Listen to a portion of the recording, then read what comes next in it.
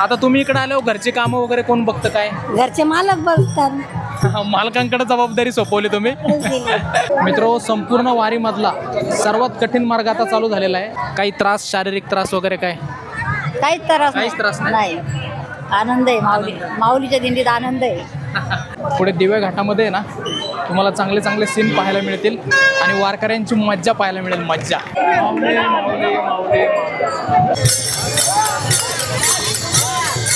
ऐकून जग ग उंडा लवकर करून दे ग मांडा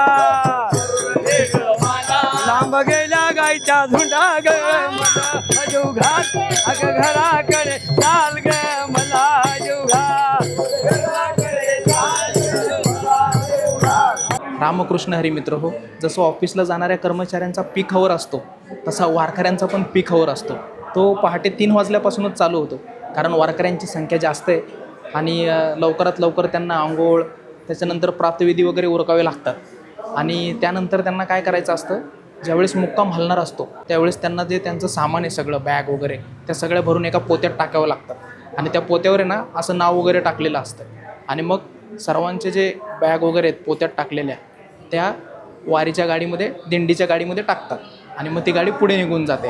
आणि फक्त एखादी छोटीशी बॅग ती सोबत बाळगावी लागते, पाणी वगैरे किंवा इतर काही खाण्यापिण्याच्या गोष्टी ठेवण्यासाठी. तर चला, आता आपली दिंडी पुण्यावरून सासवडच्या दिशेने आता निघणार आहे. आता सकाळचे बघा 5:45 वाजलेले आहेत. आम्ही 3:30-4 वाजताच उठून आंघोळ वगैरे उरकलेली आहे. आता पुढचा प्रवास बघा. मित्रो, आता सकाळचे 6:30 वाजलेले आहेत आणि आता आमचा पुणे ते सासवड हा प्रवास चालू झालेला आहे. जवळपास 37 ते 38 किलोमीटरचा प्रवास आहे. कंटिन्यू राहा व्हिडिओमध्ये, तुम्हाला आजचा संपूर्ण दिवस दाखवतो कसा कसा होणार आहे. घाटामध्ये चालताना आमची कशी दमचाक होणार आहे तुम्हाला पाहायला मिळेल. हे बघा, आता समोर अशा दिंड्या वगैरे निघालेल्या आहेत. आता प्रत्येक जी दिंडी आहे त्यांच्या मुक्काम स्थळावरून माऊलींच्या पालखीच्या पुढे आणि पालखीच्या मागे असं त्यांच्या दिंडी क्रमांकानुसार लागतील. मित्र, आता इकडून माऊलींची पालखी येणार आहे आणि माऊलींच्या पालखीसमोरच्या ज्या दिंडी आहेत त्या सर्व अशा पुढं चाललेल्या आहेत. आणि आपली 105 क्रमांकाची दिंडी आहे, त्यामुळं आम्ही आता इथे वाट पाहतोय आमच्या दिंडीचा नंबर येईपर्यंत. माऊलींची पालखी आता आलेली आहे. हे बघा, 2 मिनिटांपर्यंत या ठिकाणी सन्मान होत आहे. पालखी प्रमुखांना विनंती आहे की त्यांचे 2 मिनिट माऊली माऊली माऊली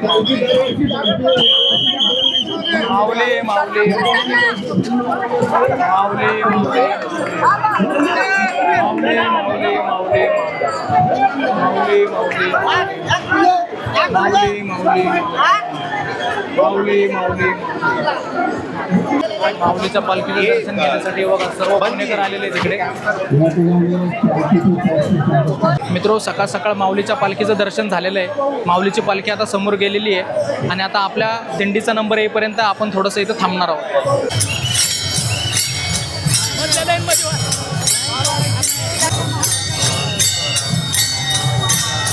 चला, आता सर्व दिंड्या लाईनमध्ये लागलेल्या आहेत.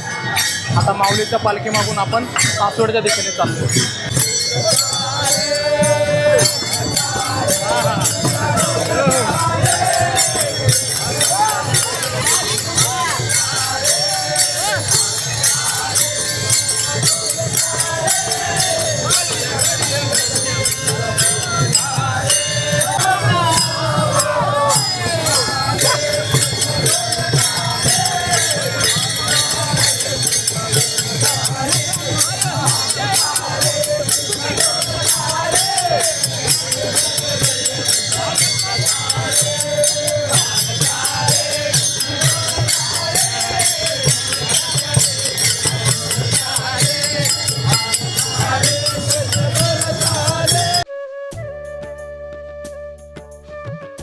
मित्रो, आम्ही जवळपास 14 ते 15 किलोमीटर चाललो असू. त्याच्यानंतर आमचा हडपसर येथे विसावा होता, तिथे आम्ही फराळ वगैरे केलेलं आहे. आता आम्ही पुन्हा सासवडच्या दिशेने चाललो आहे. अजून आम्हाला जवळपास 20 ते 25 किलोमीटर चालायचं आहे. बघूया कसं शक्य होतं आहे. ऊन पण पडलं आहे भरपूर आणि त्या दिवशीसारखं वातावरण नाही आहे, थोडंसं कडक ऊन लागतं आहे, म्हणून हे असं डोक्यावर घ्यावं लागलं आहे. पुढे दिव्या घाटामध्ये ना तुम्हाला चांगले चांगले सीन पाहायला मिळतील आणि वारकऱ्यांची मज्जा पाहायला मिळेल. मज्जा, त्यामुळे कंटिन्यू राहा. इकडे सगळे आता हडपसरकडून सासवडकडे निघालेत. हे बघा, पालख्या एकदम आता पटापट चालल्यात. चला चला. ह्या इकडे आपल्या दिंडीच्या गाड्या वगैरे आहेत, मुक्कामाच्या ठिकाणी चालल्यात बघा. ह्या दिंडीमध्ये तर मला सर्व महिलाच दिसत आहेत. हे बघा, स्पेशल महिलांची दिंडी वाटते. नामदेव सोपान मुक्ताबाई, नामदेव तुकाराम.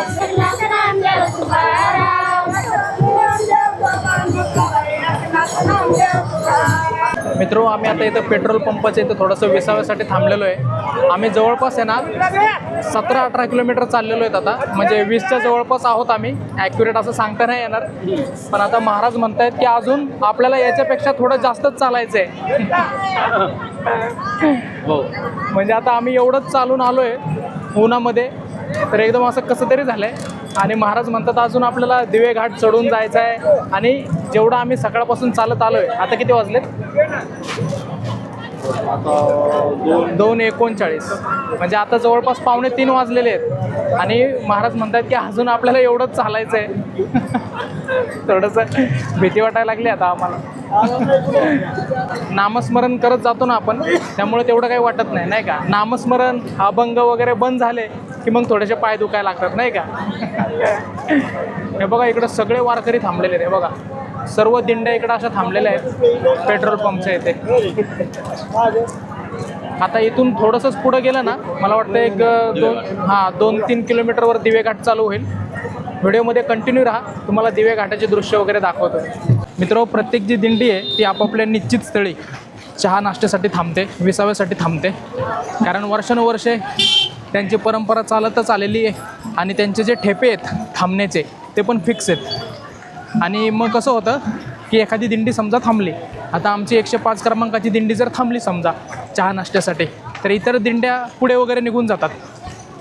पण नियम कसा आहे माहिती आहे का? नंतर पुन्हा 105 नंबरच्या दिंडीने 104 नंबरच्या दिंडीनंतरच जाऊन उभं राहिलं पाहिजे. मग थोडीशी अशी पळापळ होते आमची. आणि प्रत्येक दिंडीचं असंच आहे, त्या चहा नाश्त्यासाठी थांबतात आणि पुन्हा आपापल्या सिरियल नंबरनुसार उभे राहतात.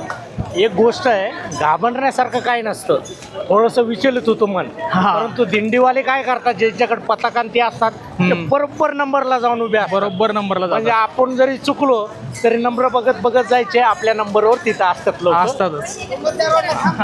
मग तिथून पुढं आपल्याला कंटिन्यू करता येतं. चला, आता आम्हाला दिवे घाट दिसायला लागलेला आहे आणि हवा पण छान आता थंडगार सुटायला लागलेली आहे. दुपारी भरपूर ऊन होतं. आता मला वाटतं किती वाजले, 4 वाजत आले असतील. हां, आता 4:30 वाजलेले आहेत. चला, आता दिवे घाटाचा आनंद घेऊयात. आणि तुमच्या भाऊला मी सोडलेला नाही आणखी. त्यांच्या चाहत्यांनी सांगितलं खाली, कमेंट मी केली आणखी होती सोडलं नाही की मारुती काळजी घ्या. तर मारुती माझी काळजी घेतोय आणि मलाच त्याचे पाय चेपायला लावतोय. काळजी घेण्याचं बक्षीस. पाय चेपायचा व्हिडिओ आहे माझ्याकडे, मी टाकतो बघा तो तुम्हाला.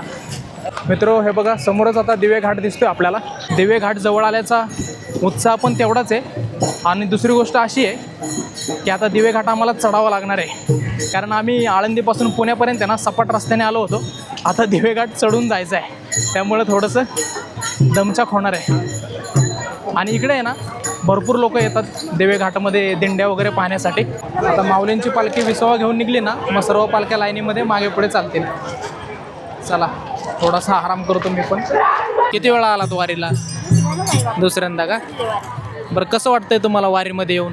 चांगलं वाटतं वारीमध्ये, आनंद वाटतो. आनंद वाटतो. हो, पण असं काही त्रास, शारीरिक त्रास वगैरे काय?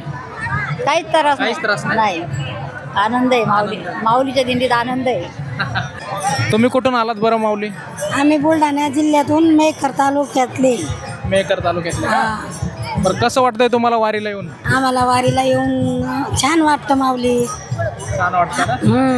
आमची 4थी वारी आहे आता. 4थी वारी. हा आता इथून पुढं कायम वारीला येणार का? हा, माऊलीने बोलवलं तर येऊ मग. माऊलीची इच्छा. माऊलीची इच्छा. हा, पण आम्ही येऊच. आम्ही येऊच. हो, माऊली बोलवो अगर ना बोलवो, येऊ. आम्ही येऊ वेळात वेळ काढू ना. हा, आता तुम्ही इकडे आल्यावर घरची कामं वगैरे कोण बघतं काय? घरचे मालक बघतात. मालकांकडे जबाबदारी सोपवली तुम्ही. मला मुलगा नाही, मुली आहेत. चांगली गोष्ट आहे. हा. मला पण एक छोटीशी मुलगी आहे.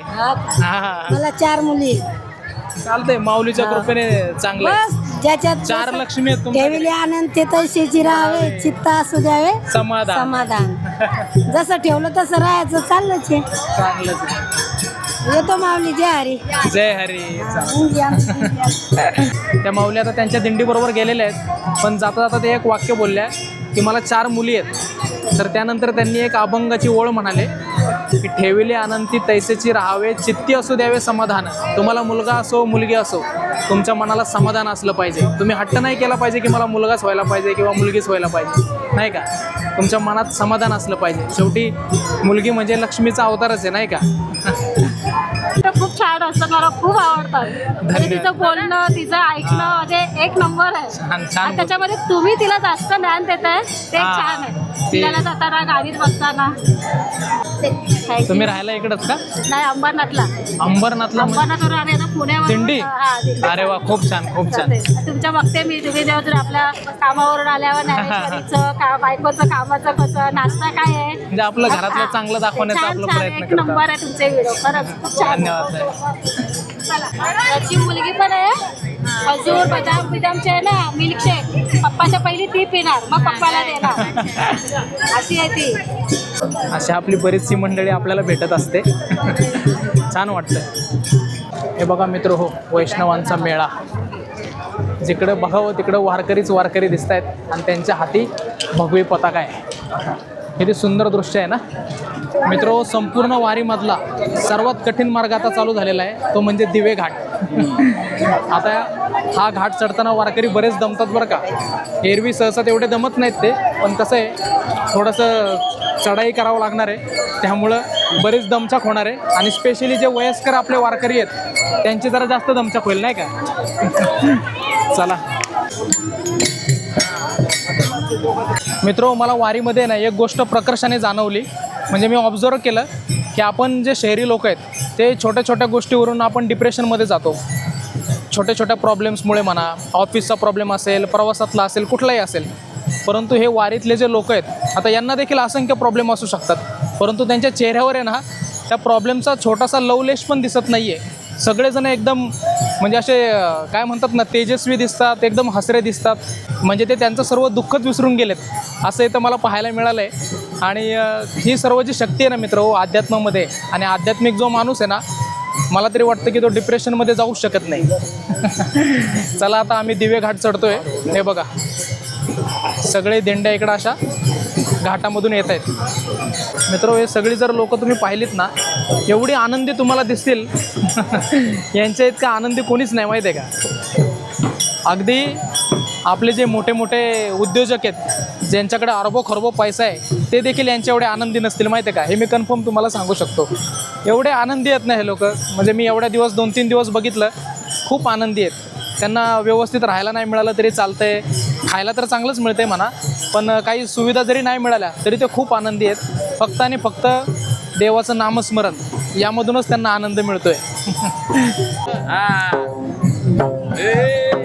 यशोदे घराकडे चाल ग मला जेऊ घाल, अग घराकडे चाल ग मला जेऊ घाल.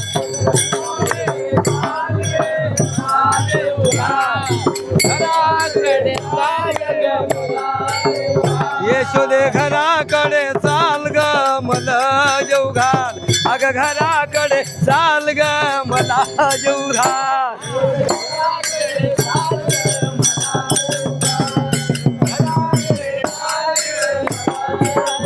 ऐकून घे ग उंडा,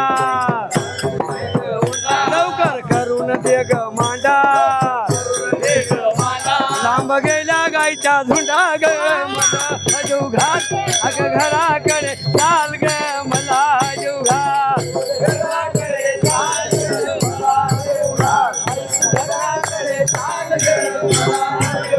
ऐ ग खर्च साखरेचे खडे मला करून दे ग वडे बाळ फुंदू फुंदू रडे ग मला जेव घाल घराकडे चाल ग मला जेव घाल घराकडे चाल ग मला जेव घाल घराकडे चाल ग मला जेव घाल तुप लावून भाकरी करी वांगे भाजून भरीत करी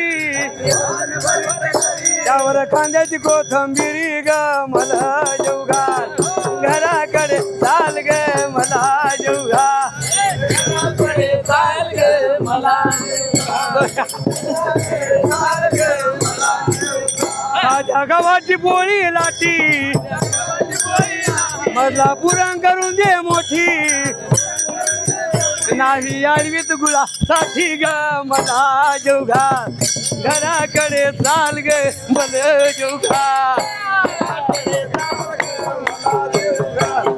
घराकडे चाल ग आई मी एकुलता ग एक गाई राखीत नाव लाख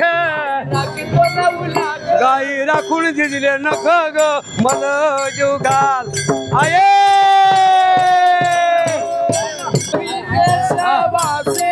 गाई राखी तरुसी केसी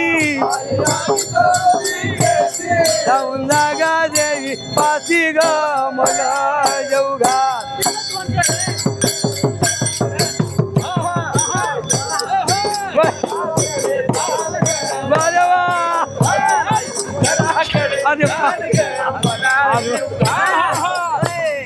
चाल ग मला हो ह्याला म्हणतात वारीतली एनर्जी. वा वा माऊले वा वा माऊले वा माऊले. मित्रो, आजचा आमचा जो प्रवास आहे पुणे ते सासवड हा सकाळी 6 वाजता आम्ही चालू केला होता आणि दिवे घाटापर्यंत येईपर्यंत आम्हाला 6 ते 6:15 वाजले आणि दिवे घाट सर करेपर्यंत आता 9, 9:15 वाजलेले आहेत. म्हणजे दिवा घाट सर करायला आम्हाला 3 तास लागलेले आहेत जवळपास. आणि मस्तपैकी आम्ही अभंग गवळणी म्हणत त्यावर असं मस्तपैकी ठेका धरत आम्ही दिवा घाट सर केलेला आहे. आणि मारुतीने तर खूपच भारी डान्स केला आहे त्याच्यामध्ये. मारुतीचा ठेका बघून सगळे असे एकदम काय म्हणतात खुश झाले, उचकले सगळे एकदम. वारकऱ्यांमध्ये जो थकवा वगैरे आला होता आमच्या दिंडीतल्या तो कसा गवळणी वगैरे म्हणल्यामुळे आहे ना सगळ्यांचा थकवा दूर झाला. आणि आता इथून दिवे घाटापासून आम्हाला अजून 10 ते 12 किलोमीटर जायचं आहे कारण तिकडे आमचा मुक्काम आहे. मित्रो, काल रात्री आम्हाला आमच्या मुक्कामाच्या ठिकाणी पोहोचायला जवळपास 11:15 वाजले आणि त्यानंतर लगेच आम्ही फराळ वगैरे केलं, भगरीचा भात वगैरे खाल्ला आणि आमची झोपण्याची व्यवस्था आहे ना ही अशा पालामध्ये केली होती. मित्रो, तुम्हाला आपला पुणे ते सासवड हा वारीचा प्रवास कसा वाटला, तसेच आपल्या वारकरी मंडळींनी जी गवळण वगैरे गायली आणि त्यावर जो ठेका धरला हे तुम्हाला कसं वाटलं मला कमेंट करून नक्की सांगा. आणि ज्या कोणी आपल्या मंडळींनी मागचे व्हिडिओ पाहिले नसतील त्यांनी ते देखील व्हिडिओ पहा जेणेकरून या यूट्यूब व्हिडिओच्या माध्यमातून तुमची देखील वारी घडून येईल. आणि आपल्या चॅनलला नक्की सबस्क्राईब करा. रामकृष्ण हरी. तुप लावून भाकरी करी वांगे भाजून भरीत करी त्यावर कांद्याची कोथंबिरी ग मला जेव घाल